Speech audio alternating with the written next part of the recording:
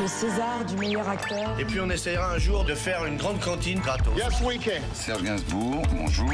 Il n'y a eu qu'un vainqueur, c'est l'espoir. Europe 1. Et à 7h23 sur Europe 1, c'est l'heure du jour où.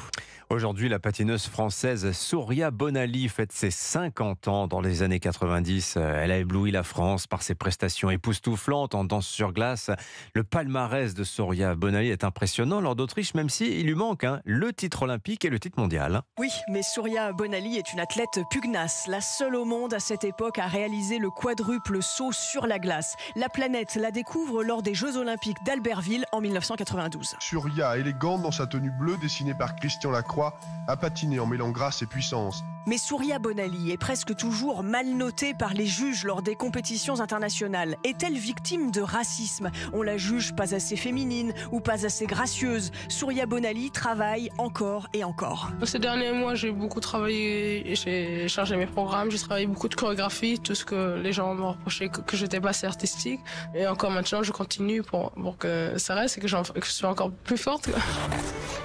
En 94, aux Jeux Olympiques en Norvège, elle passe en dernier, la pire place. Sur la glace, elle fait une chute, tombe sur un triple Lutz et finit à la 4e place. Elle pleure 45 minutes dans les vestiaires, puis s'exprime au micro d'Europe 1. Qu'est-ce qui vous a manqué, Souria, si vous le savez, si vous le devinez ce soir?